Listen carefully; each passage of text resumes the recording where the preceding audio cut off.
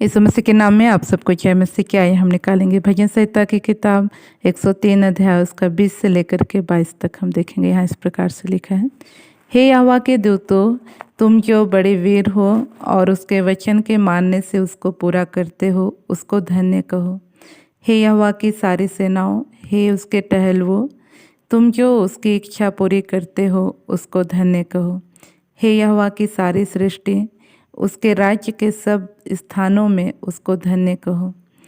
हे मेरे मन, तू यहोवा को धन्य कर। हाँ प्रिय, यहाँ देखते हैं परमेश्वर का वचन कहता है कि आज जो हमको परमेश्वर को क्या कहना है, धन्य कहना है। हम जानते हैं एक व्यक्ति जब परमेश्वर की स्तुति आराधना जो है अपने पूरे आत्मा और सच्चाई से करता है, तब परमेश्वर की जो है आशीषें उसके जीवन में जो है आने लगती हैं। जिस प्रकार से हम देखते हैं राजा दाऊद के विषय में कि वह जो है एक आराधना करने वाला व्यक्ति था और जो है अपनी भेड़ बकरियों को चराते हुए भी वह जो है परमेश्वर के लिए जो है बीड़ा बजाया करता था, परमेश्वर की आराधना किया करता था। और हम देखते हैं परमेश्वर ने उसको घूरे से उठा करके ऊंचे स्थान पर रखा। तो उसी तरह से यदि आज हमारे जीवन में एक दयनीय स्थिति पाई जाती है, एक दुखदायी परिस्थिति पाई जाती है, तो आज हमको परमेश्वर की स्तुति करना है, उसकी आराधना करना है। हम देखते हैं सिलास और पौलुस के विषय में कि जब वे बंदीगृह में पाए जाते थे और जो है उनके पाँव जो है काठ में ठोके गए थे, उस परिस्थिति में भी जब वे आधी रात को भजन गाते हुए परमेश्वर से प्रार्थना कर रहे थे, हम देखते हैं एक बड़ा भूडोल हुआ और जो है उनकी बंधनें खुल गए, जो दरवाजे थे वे भी जो है बंदीगृह के दरवाजे खुल पड़े। तो आज ये प्रिय हमारे जीवन में हो सकता है वैसी परिस्थिति होंगी, हमारे जीवन में एक काठ में ठोका हुआ जैसा परिस्थिति होगा। हम देखते हैं जब एक व्यक्ति को काठ में ठोक दिया जाए तो वह ना तो चल फिर सकता है और ना तो कुछ कर सकता है, यानी एक जगह जो है उसको जो है स्थिर कर दिया जाता है। तो उसी तरह से हो सकता है आज हमारे जीवन को भी शैतान ने जो है बांध दिया होगा और हम ना तो जो है कुछ कर ही पाते हैं जैसा हम सोच विचार रखते हैं, वैसा ना ही तो जो है हम कुछ आगे कदम ही बढ़ा पाते हैं। तो ऐसी स्थिति में जब हम स्तुति के गीतों को गाएंगे, ये हमारे जीवन में जो है एक स्वतंत्रता को लेके आएगी। परमेश्वर का वचन बताता है परमेश्वर जो है इसराइल की स्तुति के सिंहासन में विराजमान होता है करके कहता है। तो आज है प्रिय हमारी स्तुति रूपी सिंहासन में हमारा परमेश्वर जब विराजमान होगा, तब जो है हमारे जीवन से जो बंधन है वो जो है टूटने पाएंगे, क्योंकि जहाँ आत्मा वहाँ स्वतंत्रता है। इसलिए आज हमको चाहिए कि हम जो है स्तुति करें, आराधना करें, जिससे परमेश्वर की उपस्थिति हमारे जीवन में बनी रहे और हमारा जीवन जो है संसार में एक आज़ादी के साथ जो है व्यतीत हो सके।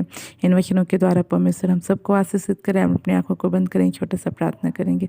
Praise the Lord. प्रभु जी, आपने अपने वचनों के द्वारा बोला, बातचीत किया, उसका धन्यवाद करते हैं। हमें शरीर की सहायता कर प्रभु कि अपने विपरीत स्थितियों में भी प्रभु जी आपकी और अपने मन को उठा करके प्रभु स्तुति करने वाले हो जाए प्रभु।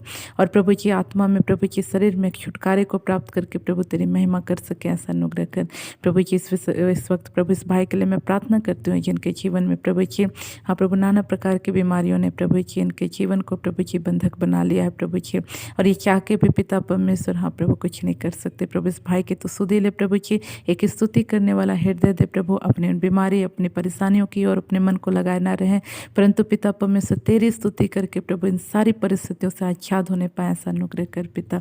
हाँ प्रभु जी, इस वक्त मैं तमाम भाई बहनों के लिए प्रार्थना करती हूँ जो प्रभु जी नाना प्रकार की प्रभु चिंताओं परेशानियों और प्रभु जी दुख मुसीबतों और कष्टों में प्रभु जी बंधे हुए पाए जाते हैं, और वे प्रभु जी हाँ प्रभु जी जैसा सोचते हैं प्रभु जी कार्य करना वैसा नहीं कर पाते हैं। शारीरिक दुर्बलता निर्बलता में प्रभु पाए जाते हैं और नाना प्रकार की बुरी बुरी चिंताओं में पाए जाते हैं। ऐसे भाई बहनों की तो सहायता कर कि वह अपने ओठों के द्वारा तुझको स्तुति का बलिदान चढ़ाने पाए और प्रभु जी अपने जीवन में आज़ादी को प्राप्त कर सके प्रभु। विशेषकर मैं इस भाई के लिए प्रार्थना करती हूँ प्रभु जी, जिसके प्रभु जी फेफड़े में प्रभु कुछ समस्या पाई जाती है प्रभु, जिसके कारण उनको सांस लेने में तकलीफ होती है प्रभु जी, और डॉक्टरों का कहना है प्रभु जी हालेलुया प्रभु जी उनका सर्जरी करना पड़ेगा प्रभु। तो अनुग्रह कर प्रभु जी, तेरे लिए कोई काम कठिन नहीं पिता परमेश्वर, तो अपना वचन भेज के चंगा करने वाला परमेश्वर है।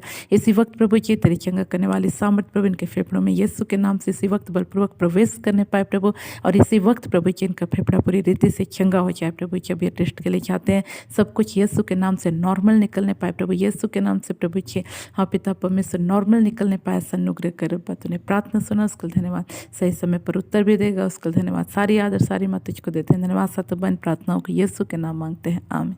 आप सबको जय मसीह।